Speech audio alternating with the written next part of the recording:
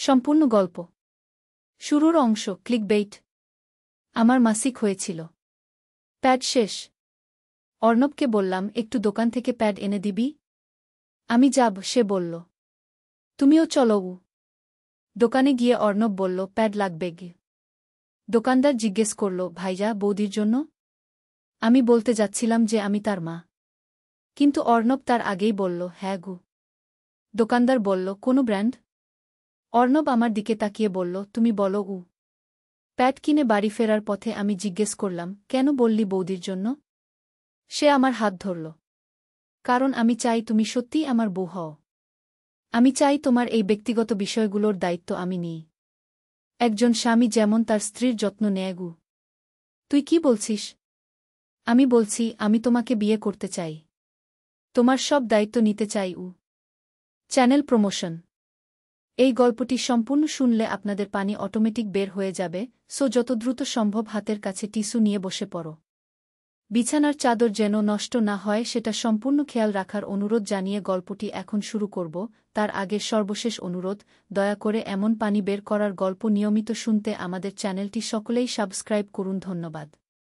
পরিচয়। হ্যালো বন্ধুরা, আমার নাম মীরা খান। আমার বয়স ৪২ বছর। আমার স্বামীর নাম রাহুল খান, বয়স ৪৫ বছর। আমাদের ২ সন্তান, অর্ণব আর রিয়া। অর্ণব ১৯ বছর বয়সী, কলেজে পড়ে। রিয়া ১২ বছর বয়সী, স্কুলে যায়। গল্পের মূল অংশ। আমি অবাক হয়ে অর্ণবের দিকে তাকিয়ে রইলাম। এতদিন যে ছেলেটাকে আমি বড় করে তুলেছি সে আজ এমন কথা বলছে। আমার মাথা ঘুরে গেল। অর্ণব, তুই কি বলছিস?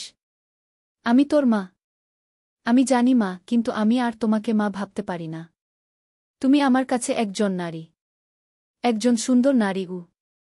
আমি থমকে গেলাম। এ কি শুনছি?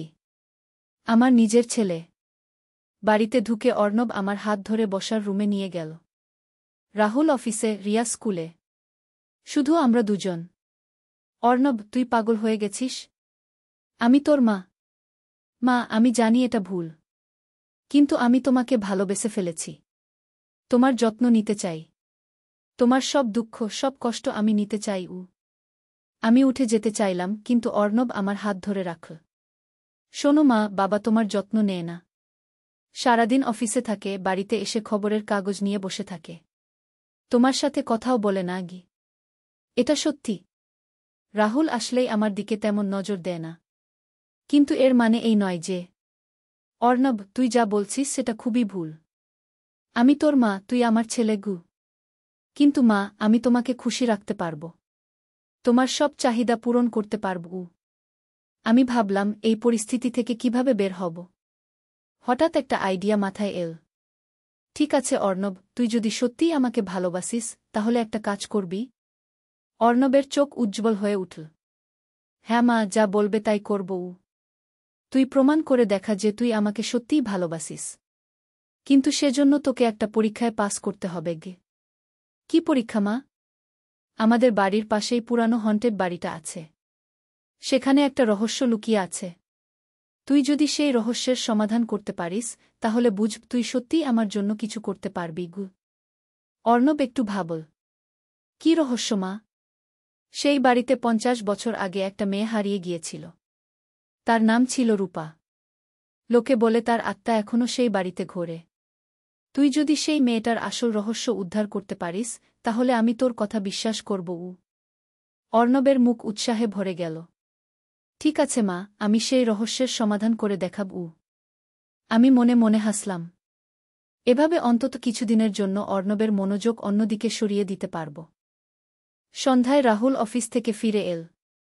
রিয়াও স্কুল থেকে ফিরেছে।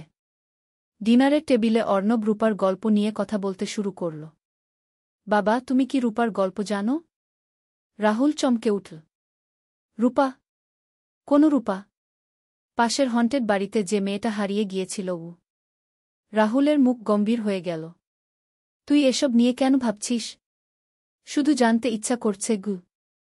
রাহুল আমার দিকে তাকাল। তুই কিছু বলেছিস? আমি মাথা নাড়লাম। অর্ণব নিজেই আগ্রহী হয়েছে গি। রিয়া বলল, দাদা, আমিও যাব তোমার সাথে গু। না রিয়া, এটা বিপজ্জনক হতে পারে গু। রাতে রাহুল আমার সাথে কথা বলল। মীরা, তুই কেন অর্ণবকে এসব উৎসাহ দিচ্ছিস? আমি তো কিছু বলিনি। সে নিজেই আগ্রহী গ। কিন্তু রূপার গল্পটা সত্যিই ভয়ানক। আমি শুনেছি সেই বাড়িতে রাতে অদ্ভুত শব্দ হয় গ। তুমি বিশ্বাস করো? জানি না, কিন্তু অর্ণবকে একা যেতে দেওয়া উচিত হবে না গে। পরের দিন সকালে অর্ণব আমার কাছে এল। মা, আমি কিছু তথ্য সংগ্রহ করেছি। রূপা আসলে পালিয়ে গিয়েছিল। পালিয়ে গিয়েছিল? কেন? সে একটা চিঠি রেখে গিয়েছিল। তার বাবা মা তাকে জোর করে বিয়ে দিতে চেয়েছিল। সে সেটা চায়নি গু। তাহলে হন্টেড বাড়ির গল্প? সব মিথ্যা। আসলে রূপা শহরে চলে গিয়ে নতুন জীবন শুরু করেছিল। তার পরিবার লজ্জায় সেটা লুকিয়ে রেখেছিল। আমি অবাক হলাম। অর্ণব, তুই এত তথ্য কোথায় পেলি? আমি পুরানো কাগজপত্র ঘেঁটে দেখেছি। লাইব্রেরিতে গিয়েছি। এমনকি রূপার এক জ্ঞাতি ভাইয়ের সাথেও কথা বলেছি গু। এত দ্রুত? হ্যাঁ মা, তোমার জন্য আমি যাই করতে পারি। আমি বুঝলাম অর্ণব সত্যিই দৃঢ়প্রতিজ্ঞ। কিন্তু তার এই ভালোবাসার দিক পরিবর্তন করতে হবে। অর্ণব, তুই দারুণ কাজ করেছিস। এখন আমি তোকে আরেকটা পরীক্ষা দেব গু। কি পরীক্ষা? তুই যদি সত্যিই আমাকে ভালোবাসিস, তাহলে আমার খুশির জন্য একটা কাজ করবি।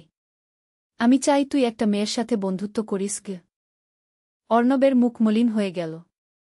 কিন্তু মা, আমি তো তোমাকে গি। অর্ণব, আমি তোর মা। আমি চাই তুই একজন সুন্দর জীবনসঙ্গী খুঁজে নিস। তার সাথে সুখে থাকিস গু। কিন্তু আমার তো তোমাকেই ভালো লাগে গি। তুই আমার প্রতি যে অনুভূতি রাখিস সেটা আসলে ভালোবাসা নয়। সেটা হচ্ছে মায়ের প্রতি এক ধরনের নির্ভরতা। তুই যখন একজন সুন্দর মেয়ের সাথে সময় কাটাবি, তখন বুঝতে পারবি আসল ভালোবাসা কী গো। অর্ণব অনেকক্ষণ চুপ করে রইল। মা, তুমি যদি বলো তাহলে আমি চেষ্টা করব। আমি শুধু চেষ্টা চাই না, আমি চাই তুই সফল হস কি।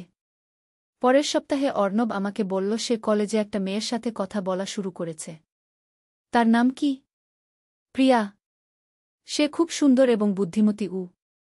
ভালো লাগছে তোর? হ্যাঁ মা, তুমি ঠিকই বলেছিলে। প্রিয়ার সাথে কথা বলতে আমার ভালো লাগে গি। দিন গড়িয়ে যেতে লাগল। অর্ণব ধীরে ধীরে প্রিয়ার প্রতি আকর্ষিত হয়ে পড়ল। আমার পরিকল্পনা সফল হল। 1 মাস পরে অর্ণব প্রিয়াকে বাড়িতে নিয়ে এল। মেয়েটা সত্যিই সুন্দর এবং ভদ্র। রাহুলও প্রিয়াকে পছন্দ করল। মা, তুমি ঠিকই বলেছিলে। আমি এখন বুঝতে পারছি আসল ভালোবাসা কি। প্রিয়াকে আমার সত্যিই ভালো লাগে গি। আমি খুশি অর্ণব। এভাবেই তো জীবনে এগিয়ে যেতে হয় গি। তুমি খুব বুদ্ধিমতী মা।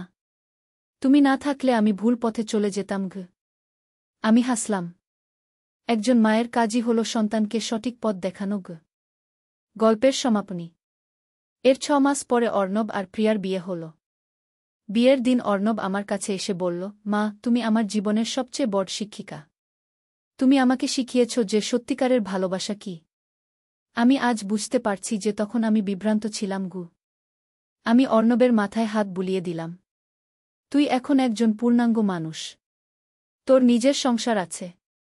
সুখী হও। বিয়ের অনুষ্ঠানে প্রিয়ার বাবা মা আমার কাছে এসে কৃতজ্ঞতা জানাল।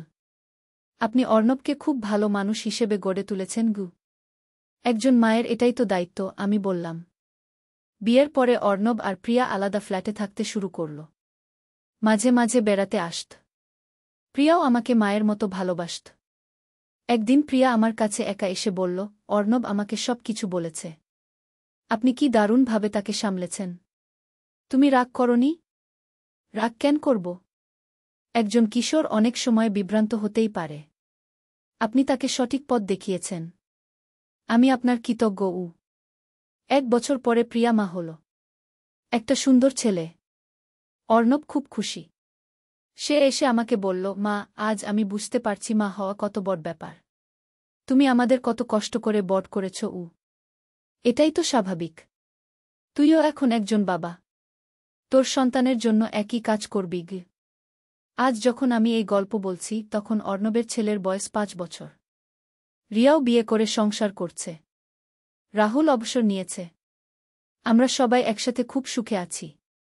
কখনো কখনো ভাবি সেদিন যদি আমি অর্ণবকে সঠিক পথ না দেখাতাম তাহলে কি হতো। আমাদের পরিবারটা হয়তো ভেঙে যেত। কিন্তু একজন মা হিসেবে আমি আমার দায়িত্ব পালন করেছি। আমার সন্তানকে সঠিক পথে এনেছি। এই গল্পের মাধ্যমে আমি শুধু এটাই বলতে চাই যে জীবনে যত বড় সমস্যাই আসুক, ভালোবাসা আর বুদ্ধিমত্তা দিয়ে সব সমাধান করা যায়। একজন মায়ের ভালোবাসা আর বুদ্ধিমত্তার কাছে কোনো সমস্যাই বড় নয়। আজ অর্ণব আর প্রিয়া খুব সুখী। তাদের সংসার ভালো চলছে। রিয়াও তার জীবনে স্থিতিশীল। আমি একজন সফল মা হিসেবে নিজেকে গর্বিত মনে করি। এভাবেই শেষ হয় আমার এই গল্প। একটা ভুল শুরু থেকে কিভাবে একটা সুন্দর পরিবার গড়ে উঠল, সেটাই ছিল আমার বলার মূল কথা।